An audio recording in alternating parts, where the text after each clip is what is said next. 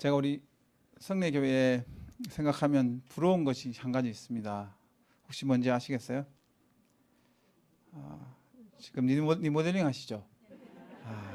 그 여러분 아시잖아요. 그 이스라엘에서 가장 위대한 왕으로 또 성경에서 정말 위대한 인물 중에 하나인 다윗도 해보지 못한 게 성전 건축이었어요. 모든 걸 다 준비했지만 하나님 허락해 주시지 않으셨어요. 근데 이 하나님의 성전을 새롭게 한다는 거, 건축한다는 거, 리모델링 한다는 거는 다윗도 해보지 못한 영광스러운 일입니다. 그래서 저도 이제 숟가락 하나 얹으려고 매일 기도하고 있어요. 진짜로 매일 기도하는데 기도의 자리 갈 때마다 이 모델링이 잘 돼 정말 하나님께 영광이 되길 위해서 기도합니다. 원래 그렇잖아요. 선지자 이름으로 선지자를 대접하면 선지자의 상을 받기 때문에 저도 너무 질투하지 마시고 제가 받는다고. 예. 근데 제가 이제 이 한국에 와서 이제 처음 하나님께서 왜 이곳에 보내셨을까 생각해 보니까 성전 건축하고 이렇게 많이 연관이 되는 것 같아요. 제가 지난 1년간 새빵살이를 하고 있거든요. 이제 현지 교회를 빌려서 이제 예배를 드리고 있는데 제가 이 남아공에서 한국에 들어오기 이틀 전에 갑자기 내년부터는 사용할 수 없다라고 이렇게 갑자기 통보를 해왔어요. 야, 이거 어떻게 해야 될까? 저하고 이렇게 제가 나오면 이제 아내 혼자서 지금 이제 교회를 지키고 있는데 이렇게 새로운 예배 장소를 구하기가 힘든 그런 상황이거든요. 그래서 이제 기도하면서 더 담대하게 전화를 걸어가지고 이렇게 3개월만 연장해달라고 했어요. 제가 이제 다시 남아공에 들어가서 이렇게 새롭게 예배 장소를 구할 수 있도록. 근데 이번에 이제 기도하기는 하나님께서 저희들을 이렇게 새롭게 그 성전을 주셔서 그 성전을 통해서 아프리카 전 대륙을 축복하는 그 축복의 센터가 되기 위해서 기도하고 있습니다. 여러분도 같이 기도해 주시기를 축복합니다. 항상 그 새빵 살 때마다 그죠? 우리 새 살아보시면 다 잘 아시죠? 누구 눈치만 봐요? 주인 눈치가 못 보죠. 매년 이렇게 그 새를 갱신할 때 되면 주인이 이제 방 빼라고 하면은 방도 못 빼고 분명히 주인 아들이 잘못했는데도 우리 애를 뭐라고 할 수밖에 없는 그런 새빵살이의 서름이 있잖아요, 그렇죠? 근데 어느 날 하나님께서 그 새빵살이 하는 그 서름에 대해서 가르쳐 주시면서 이게 우리가 하나님과의 관계 속에서 이게 그렇구나 그 생각을 깨달았어요. 하나님 우리의 주인이시잖아요. 아멘. 우리 함께 볼까요? 예수님은 나의 왕이십니다. 예수님은 나의 주인이십니다. 예수님은 나의 구세주이십니다. 우리 옆에 있는 분에게 저 이래봬도 예수 믿는 사람입니다.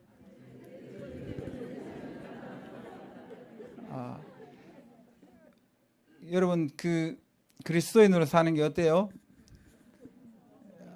좋아요 진짜. 근데 최근에 이제 돌아가는 이야기를 들어보니까 제가 충격적인 이야기를 한번 들었어요. 그 시어머니로 가장 원하지 않는 사람이 누군지 혹시 아세요? 교회 권사님이시래요. 기도 안 돼요. 제 교회 권사님만 시어머니 되지 않게 해달라고 그렇게. 야, 참. 그러면 진짜 들어보셨어요? 요즘 그런데요. 왜 이렇게 됐을까? 그렇죠. 저는 그런 생각 들었습니다. 내가 내 삶의 주인이 돼가지고 내가 내 멋대로 살았기 때문에 이런 일이 벌어지지 않았나. 우리가 하나님 앞에 하나님이 우리의 주인이시고 하나님 나의 왕이시라라고 하는 것을 우리가 고백하고 그렇게 살았다면 과연 그랬을까? 저는 그런 대답이 나왔을 거라고 생각해요. 그 나오미를 따라오면서 룻이 뭐라고 했습니까? 어머니 하나님이 내 하나님이 되고 어머니의 백성이 내 백성이 되고 우리가 하나님의 살아계심을 보여줬다면 그렇게 되지 않았겠죠. 그래서 제가 그 새빵살이 하는 마음으로 내가 이렇게 항상 주인의 눈치를 보는 거죠. 주인 예수님께서 방패라고 하면 안 되니까 그렇죠. 항상 보면서 뭐라고 말씀하시는지. 오늘 선교위원회 헌신 예배를 드리는데 선교에 대해서 제가 이렇게 많이 선교지에 있으면서 깨닫게 된 것 중에 하나가 선교지에 가보니까 일이 너무 많은 거예요. 할 일이 너무 많아요. 저 같이 일 좋아하는 사람, 저는 거의 그 일 중독 비슷한 그런 사람이거든요. 한국에 있을 때 아내가 여기가 그 하숙하는 데는 좋아하냐고 그렇게 이야기했던 기억이 있어요. 지금은 그렇지 않지만 맨날 밥만 먹고 나가면 이제 그 밤늦게 들어오니까 그랬던 기억이 있어요. 그래도 일을 좋아하니까 선교지 가니까 할 일이 너무 많은 거예요. 할 일이 너무 많아서 이 할 일 다 하다가는 진짜 그 다 제대로 쉬지도 못할 정도로. 지금도 보면 제 주변에 있는 분들이 저보고 제발 일 좀 줄이라고 걱정된다고 막 그런 이야기를 많이 하거든요. 할 일도 많고 해야 할 일도 또 너무 많은 것 같아요. 그리고 하고 싶은 일도 너무 많아요. 보면은. 그런데 어느 날 하나님께서 깨달으신 게 그게 아니라는 거예요. 내가 시키는 일을 하라는 거예요. 하나님께서 원하시는 거는 네가 하고 싶다, 하기 싫다, 해야 된다, 하지 말아야 된다가 아니라 성령님께서 인도하시는 일을 해야 된다는 거죠. 오늘 기도하시는 권사님께서 그 사마리아와 땅 끝까지 내 증인이 되라 그 기도를 하셨잖아요. 그게 보면 성령이 너에게 임하시면 너희가 권능을 받고 그 다음에 자동적으로 되는 게 뭐예요? 예루살렘과 온 유대와 사마리아와 땅 끝까지 이르러 내 증인이 되리라. 증인이 된다는 것은 바로 선교사로서 살아가는 삶을 이야기하는 거죠. 그것은 비단 아프리카뿐만 아니라 이곳에서 그렇게 또 살아야 되는 줄 믿습니다. 제가 가장 깊이 깨달은 것 중에 하나가 뭐냐면 성령님께서 인도하시는 대로 가야 된다는 거예요. 그래야 헷갈리지 않는 거예요. 많은 선교사님들이 일을 하다가 이거 하다가 저거 하다가 이렇게 하면서 이렇게 지쳐가는 것들을 가끔씩 봅니다. 왜 그럴까? 이걸 보니까 좋아 보이니까 그걸 따라가고 남들이 하니까 따라하고 하다가 보면 자기가 왜 왔는지도 나중에는 깨닫지 못하는 그런 경우들이 있는 것을 보게 되면서 하나님께서 어느 날 깨닫게 하시는 게 제가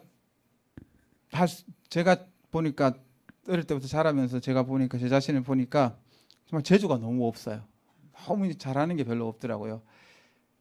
제가 항상 하나님 앞에 여쭤보고 감사한 것 중에 하나가 뭐냐면 저희가 사형제가 있는데 한 명은 이제 먼저 하늘나라 갔고 이제 삼형제가 남아 있는데 그 삼형제를 아무리 비교해봐도 제가 막내인데 제일 못한 거예요.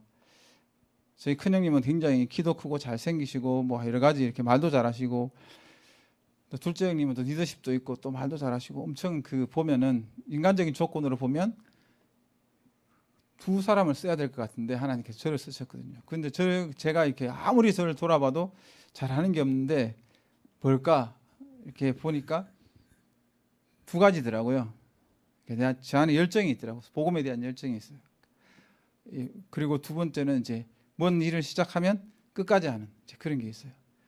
근데 거기에 하나를 하나님께서 더해 주신 게 뭐냐면 하나님께서 말씀하시면 뒤돌아보지 않고 순종하는 거예요. 성령님께서 말씀하시면 계산하지 않고 앞뒤 재지 않고 무조건 가는 거죠.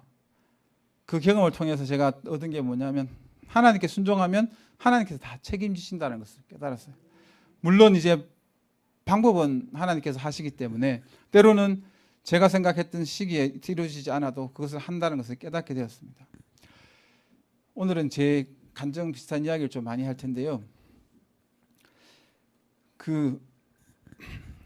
우리 최열 목사님하고 제가 이제 신학교 때 같이 공부를 했었고 또 여기 가까이 계신 이종호 목사님하고 같이 공부를 했었는데 그분들은 저를 잘 아니까 이제 공부를 아주 잘한 건 아니었어요. 근데 제가 이제 그 서울에 있는 장신대를 이제 시험을 치고 할 때 이제 사람들이 볼 때 잘 안 될 거라고 이렇게 생각을 했을 것 같아요. 뭐 그렇게 썩 공부를 잘하는 것도 아니고 그때 당시는 굉장히 어렵기도 하고 그렇게 했는데 근데 하나님께서 저를 이제 군대 생활하는데 훈련을 시키셨는데 뭐냐 하면은 내 힘을 빼고 성령님을 채우는 걸 가르쳐 주셨어요. 그리스도인의 삶은 성령님으로 가득 채우는 게 우리의 삶인 줄 믿습니다. 그거 첫 번째 경험한 게 뭐냐 하면은 이제 군대에서 이렇게 예배를 가는데 군대 안에서 이제 설교 대회를 하더라고요. 제가 좀 나서는 걸 조금 좋아했거든요. 그래가지고 이제 잘하든 못하든 일단 해보자. 그렇게 해서 이제 설교 대회를 참여하기로 했는데 그날 수요 예배 때 이제 설교 대회를 하는데 근데 너무 아픈 거예요. 그 전날 또 이제 고참한테 얻어맞기도 했고 막 그래가지고 좀 그날 또 머리도 아프고 막 교회를 이제 갈 수 있을까 하는 이제 그런 상황이었어요. 그런데 이제 제가 처음에 말씀드렸던 것처럼 한번 시작하면 끝을 보니까 결석 같은 걸 제일 싫어하거든요. 제가 뭐든지 하면은. 그러다 보니까 아파도 교회 가서 아프고 죽어도 교회 가서 죽어야 된다 이래가지고 이제 억지로 갔어요. 가서 앉아 있는데 뭐 사람들 하는데 어떻게 설교하는지도 듣지도 못하고 제 순서가 됐는데 이게 나가야 되나 말아야 되나 하고 이렇게 나갔습니다. 지금도 제가 생각해보면 어떤 설교를 했는지 잘 몰라요. 그러니까 준비한 건 있지만 어떻게 했는지를 몰라요. 근데 제가 이렇게 하니까 왜 하는지 아시겠죠? 1등을 했거든요. 그래서 이제 그리고 왜 1등 했는지 지금도 몰라요. 근데 나중에 깨달은 게 뭐냐면 하나님께서 제 힘을 빼시고 성령님께서 그 가운데 임하셔가지고 말씀을 나누게 하셨기 때문에 그 심사하는 분들이 이제 감동이 된 거죠. 이게 똑같이 적용되는 게 어디냐면 신대원 시험 칠 때였어요. 신대원 시험 칠 때 제가 영어를 잘 못했거든요. 지금은 이제 그때보다는 조금 잘해요. 근데 그때는 영어를 성경은 치면은 성경은 제가 그때 잘 알아가고 성경 시험은 되게 잘 쳤는데 영어를 시험을 못 치는 거예요. 근데 하나님께서 어떻게 하신지 알아요. 제 힘을 빼기 위해 가지고 또 시험 치기 전날 또 희한하게 또 그날 또 눈이 왔어요. 또 함께 그룹이 있어가지고 같이 공부하는 그룹이 있었는데 그 그룹하고 이렇게 막 공부를 열심히 이제 했으니까 이제 시험 치는 날 우리가 놀자. 그러니까 눈밭에 막 놀았던 거죠. 근데 감기가 걸렸어요. 그 다음날 일어나는데 막 머리가 너무 어지러워가지고 아무것도 못하는 거예요. 영어를 이렇게 문제를 봐도 읽어도 잘 모르겠더라고요.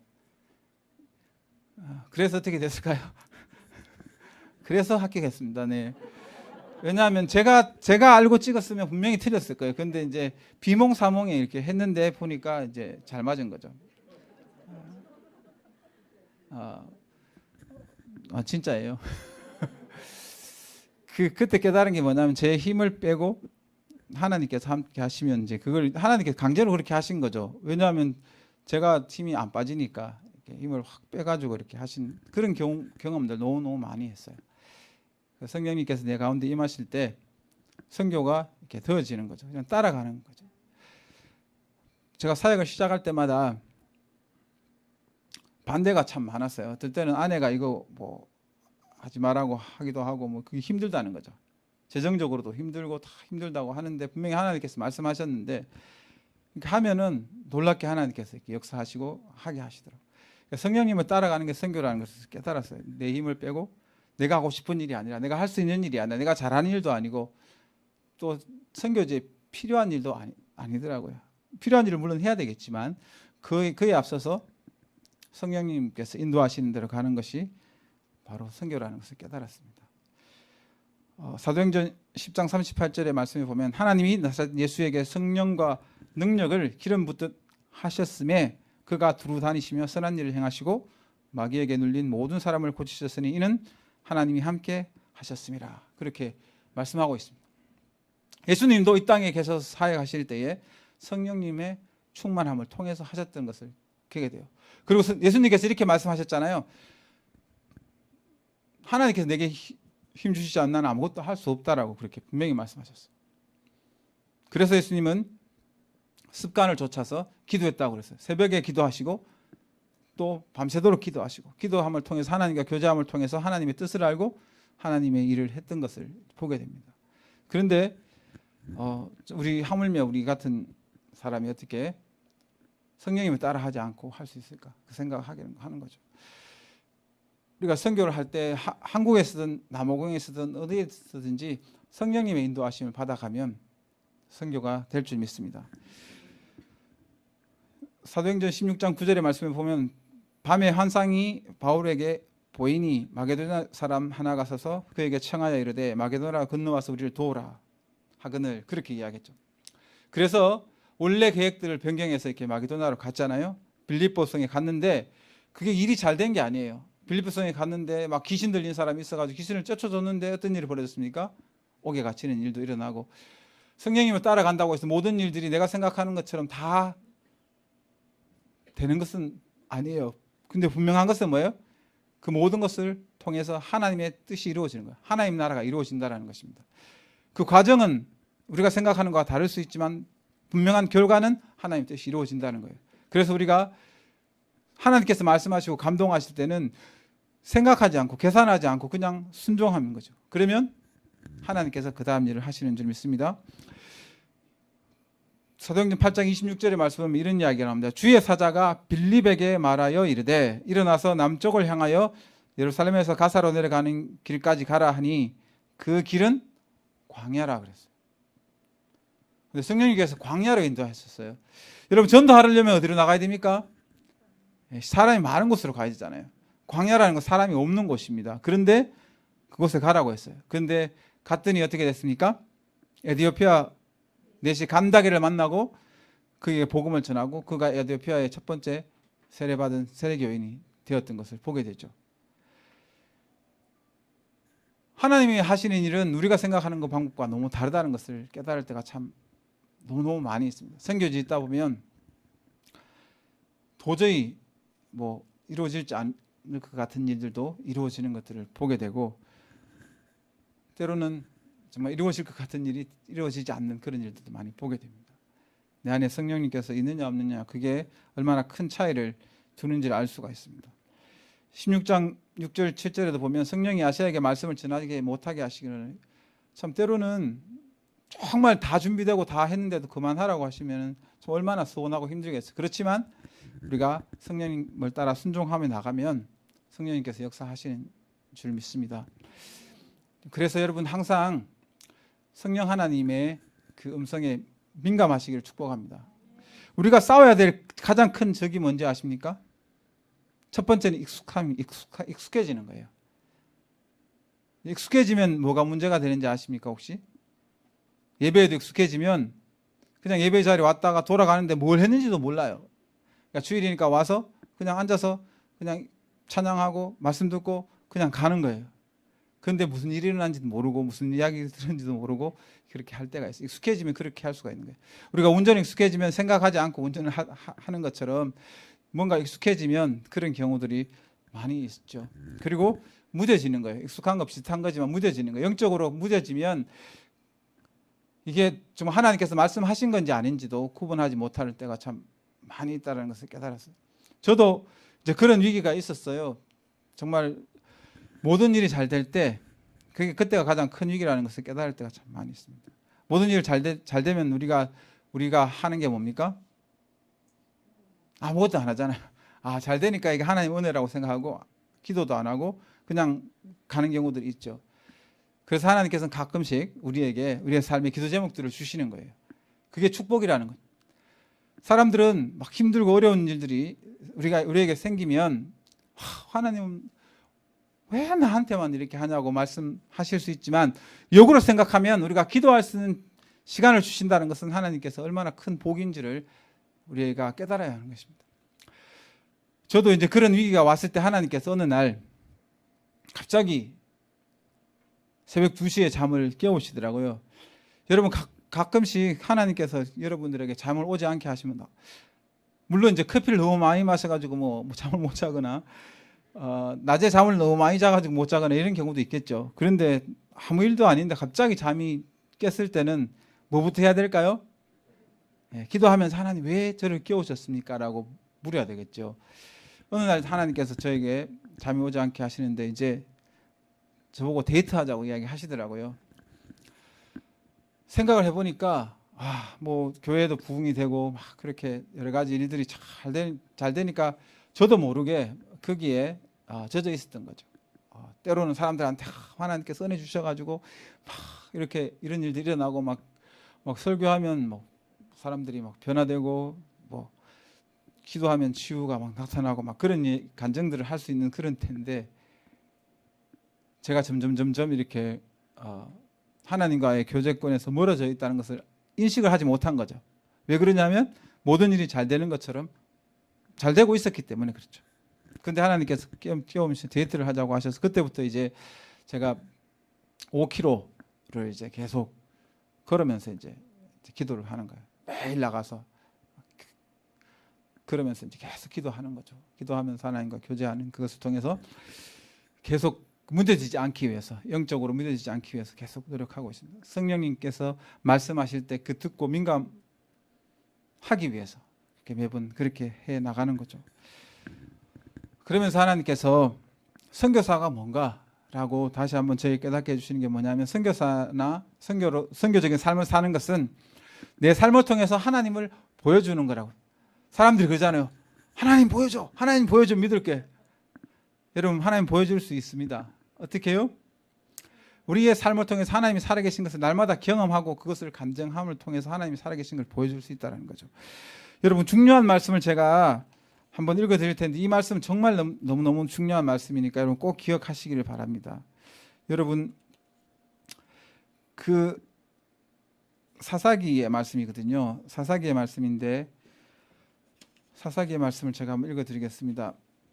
사사기 2장 7절의 말씀에 보면, 백성이 여호와가 사는 날 동안과 여호수아가 사는 날 동안과 여호수아 뒤에 생존한 장로들, 곧 여호와께서 이스라엘에게 행하신 모든 큰 일을 본 자들이 사는 날 동안에 여호와를 섬겼더라. 여기 잘 보세요. 이 이스라엘 백성들이 여호와를 섬길 때가 언제냐면 여호수아가 살아있을 때. 여호수아가 항상 하나님을 믿고 하나님을 보여준 사람이잖아요. 하나님 살아계신 것을 그 삶을 통해서 보여준 사람이거든요. 그 다음에 함께 여호수아와 함께 하나님 살아계신 것을 믿었던 그 사람들이 있을 때, 그 장로님들이 함께 있을 때 행하신 큰 일을 본 자들이 사는 날 동안에는 여호와를 섬겼어요. 그런데 그 다음에 어떤 일이 벌어지는지 10절에 보면 이렇게 이야기합니다.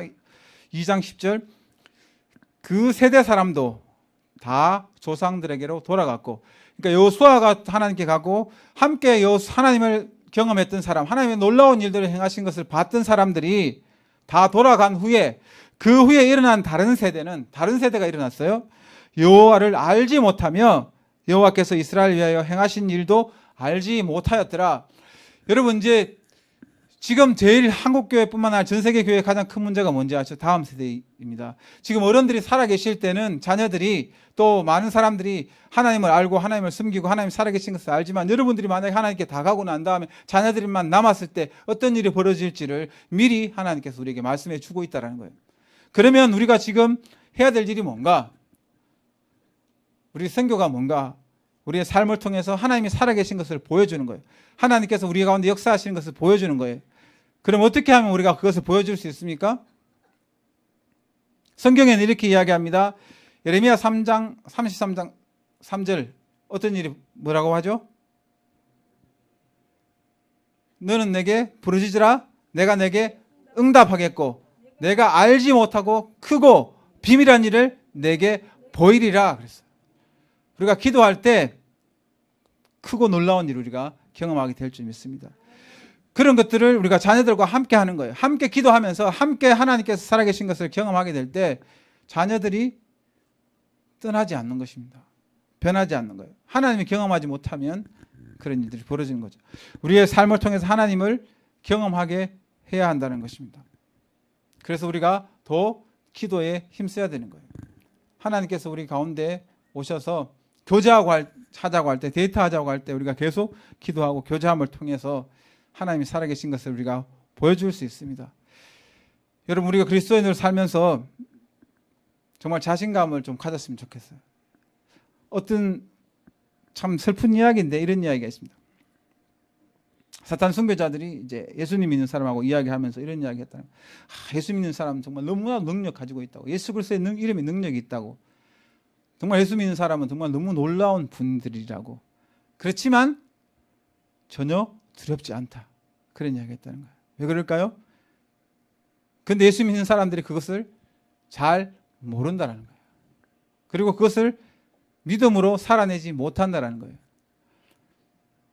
우리 예수님의 이름에 능력이 있는 줄 믿습니까? 그럼 얼마나 우리가 예수님의 이름을 우리가 사용하고 있는가? 오늘 우리 읽은 말씀에 보면 은과 금은 내게 없으나 내게 있는 것으로 내게 주노니 곧 나사렛 예수 이름으로 일어나 걸어라 그랬어요. 베드로와 요한이 은과 금은 내게 없다 그랬어요. 근데 내가 있는 게 뭐라고요? 예수 그리스도라는 거예요. 우리 안에 예수님으로 가득 차야 예수님이 나오는 줄 믿습니다.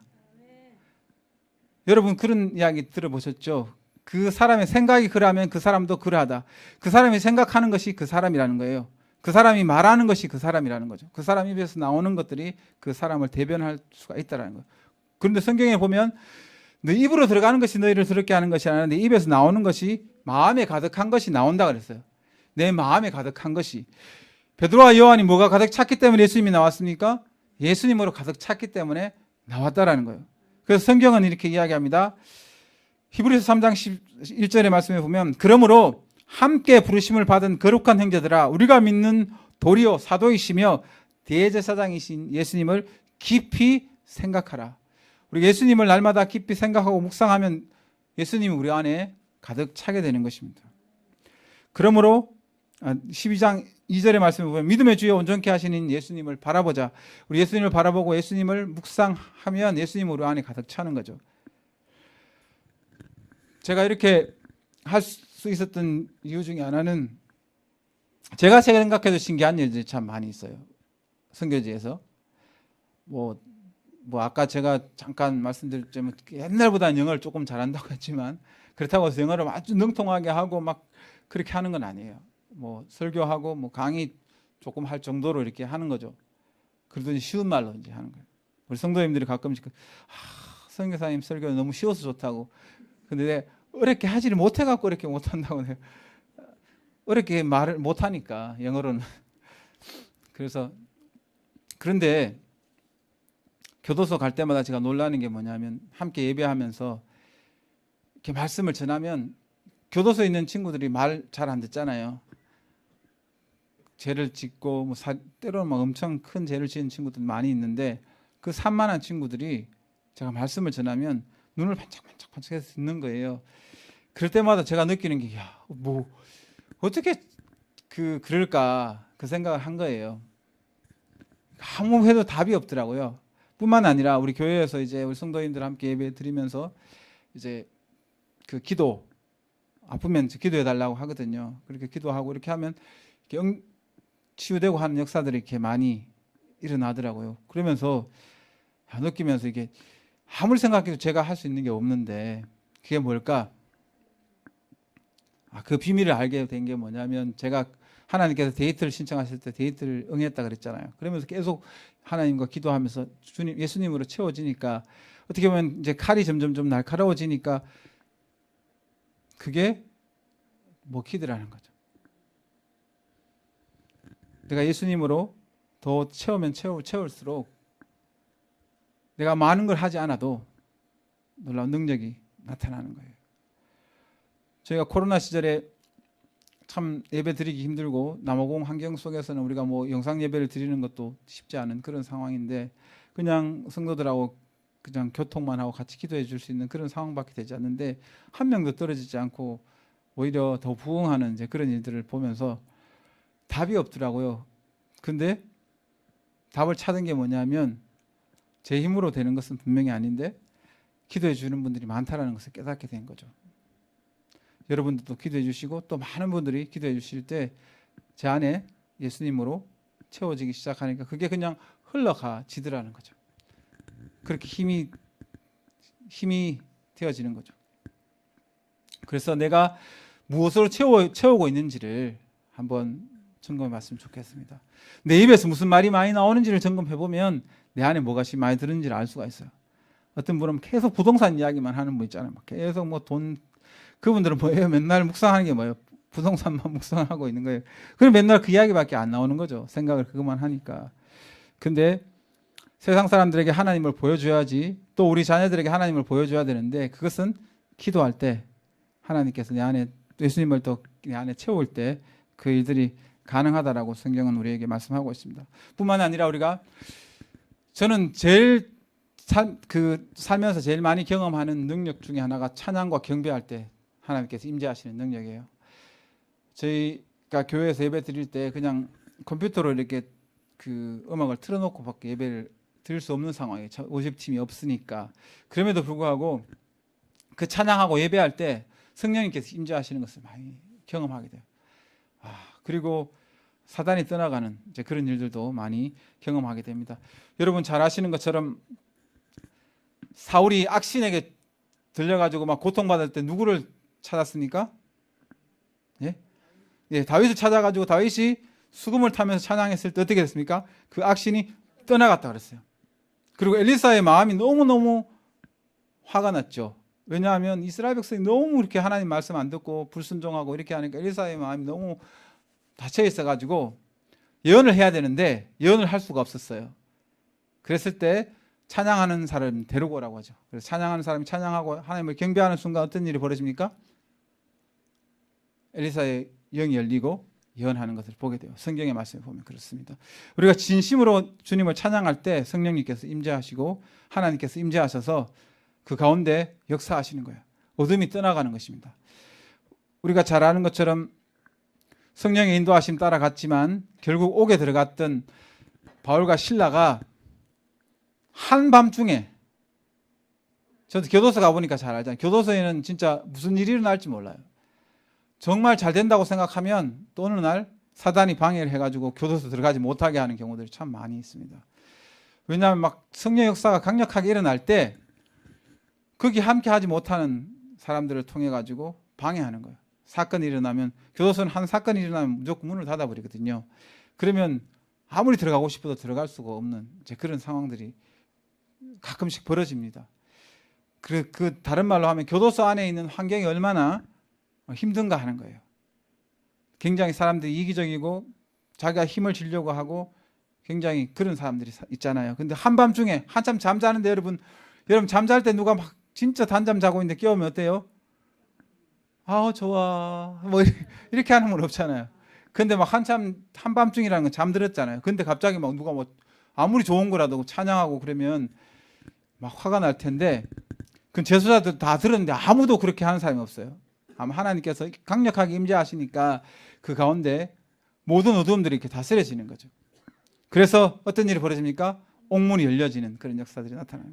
하나님을 찬양하고 경배할 때 우리가 하나님을 경험할 수가 있습니다. 아멘. 그렇게 경험되어질 때 우리가 사람들에게 하나님을 보여줄 수 있는 거예요. 우리의 삶을 통해서 예배하고 경배하는 것을 통해서 또 그리고 기도함을 통해서 우리는 하나님을 보여줄 수가 있습니다. 그렇게 할 때 선교가 저절로 되어지는 역사들이 일어나는 거죠. 우리가 교회 올 때 어떤 마음으로 오십니까? 정말 기대감을 가지고 오십니까? 한 분밖에 기대감을 안 가진 것 같아요.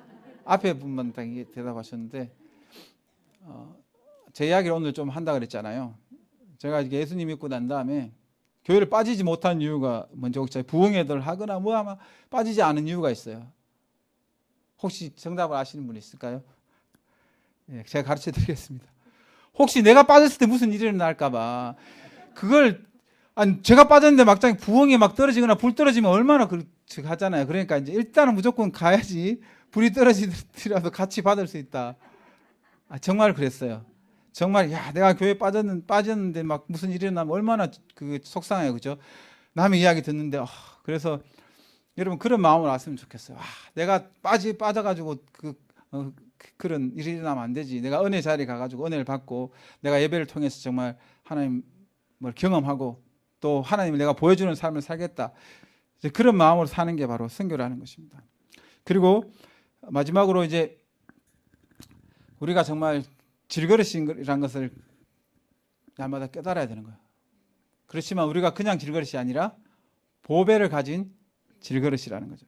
그래서 우리가 이 보배를 질그릇에 가졌으니 이는 심히 큰 능력은 하나님께 있고 우리에게 있지 아니함을 알게 하려 함이라. 우리가 사방으로 오개쌈을 당하여도 쌓이지 아니하며 답답한 일을 당하여도 낙심하지 아니하며. 우리가 그런 일이 없는 거예요. 우리 가운데 보배를 가졌기 때문에, 질그릇이지만 보배를 가졌기 때문에 우리가 우겨쌈을 당하지 않는 그런 삶을 살 뿐만 아니라 또한 성경에서 분명히 이야기하죠. 하나님께서 우리를 위하시면 누가 우리를 대적하겠느냐. 분명하게 이야기하십니다. 우리를 사랑하시는 그 사랑을 우리가 넉넉하게 이기는 존재인 것을 깨달으시기 축복합니다. 우리가 예수 믿는 사람이라는 것은 이런 거예요. 우겨쌈을 당하지 않고 어떤 일이 벌어져도 우리는 이길 수 있는, 넉넉하게 이길 수 있는 존재라는 거예요. 내 자신 때문이 아니라 내 안에 계신 예수 그리스도 때문에 우리가 그런 자부심을 가졌으면 좋겠습니다. 요즘 막 그 예수님을 믿는다라고 하면서 다니는 것이 참 부끄러워하는 분이 있다면 이 자리에서 좀 회개했으면 좋겠어요. 요즘 막 그 한국 언론에서는 뭐 기독교를 기독교라고 안 하잖아요, 그죠? 막 그렇게 이야기하고, 근데 여러분 그게 당연하다는 거 아십니까? 성경에 보면 예수님 믿는 사람은 핍박당하는 게 당연한 거고 세상이 우리를 그렇게 이야기하는 게 당연한 거예요. 왜 그렇습니까? 우리가 진리 안에 있기 때문에 그런 것입니다. 사단이 그렇기 때문에 사단이 그 우리 사람들한테 프레임을 바꾸려고 하는 거예요. 생각을 바꾸려고 하는 거예요. 기독교인들에 대한 생각을 바꾸려고 하는 거예요. 그러면 우리가 그것을 바르게 하는 게 뭐예요? 오히려 더 당당하게 나는 예수 믿는 사람입니다. 예수 믿기 때문에 뭘 한다라는 거 당당하게 보여주면서 하나님이 살아계신 것을 보여주면서 나가는 것입니다. 더욱더 예수님의 이름을 많이 우리가 선포해야 되는 거예요. 제가 제 간증을 드리면 선교지에서 참 놀라운 일들 중에 하나가 뭐냐면 저는 다른 거 하지 않고 오직 예수님의 이름만 선포할 때가 많아요. 예수님에 대해서 계속 가르치고 우리가 만날 때마다 하는 게 그거예요. 예수님은 나의 왕이십니다. 예수님은 나의 구세주이십니다. 예수님은 나의 주인이십니다. 라고 고백하고 예수님 사랑합니다. 예수님 감사합니다. 이것만 그냥 계속 외치고 마지막에 계속 외치고 예수님에 대한 이야기만 하는데도 놀라운 일들이 일어나는 것을 봤어요. 그런데 오늘날 많은 설교들 중에서 예수님을 빼고 나오는 설교가 얼마나 많은지 몰라요. 뭐 미국의 어떤 유명한 설교가를 하는 사람 설교를 뭐 한 달 내내 들어봐도 예수님 한 번도 안 나오는 경우도 있다고 하더라고요. 여러분, 근데 예수님의 이름이 능력인 줄 믿습니다. 성경이 이렇게 이야기하죠. 너희가 지금까지는 내 이름으로 아무것도 구하지 아니하였으나 구하라. 그리하면 받을 것이니 너희 기쁨이 충만하리라 그랬어요.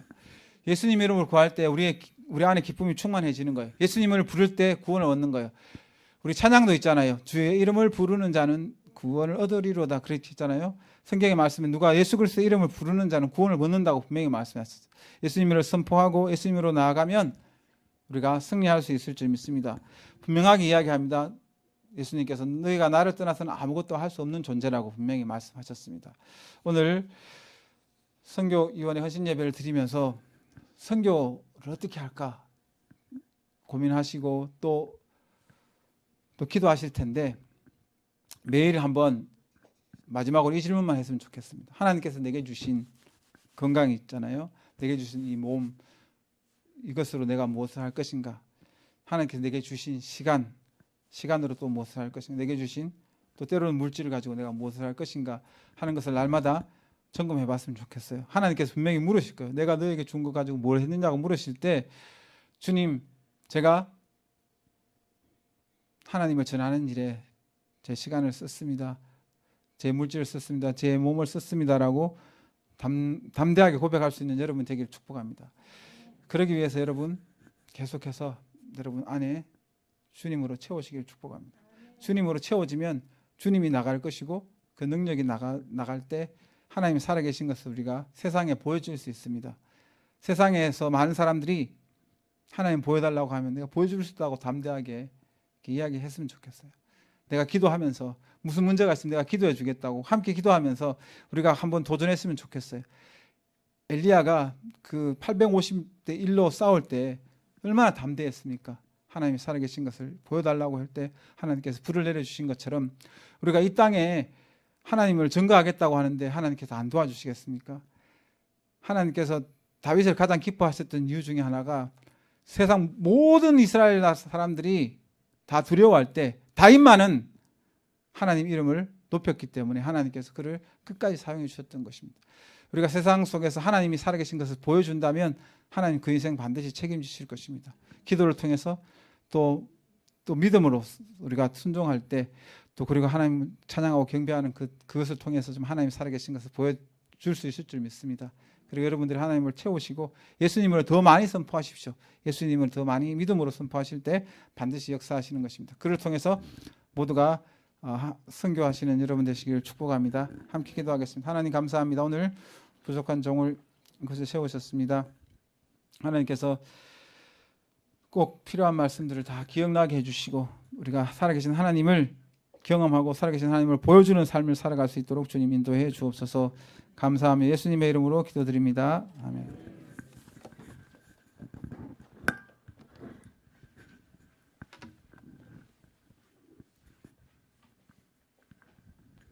다 함께 찬송가 500 5장 부르심 산업경을 올려드리겠습니다.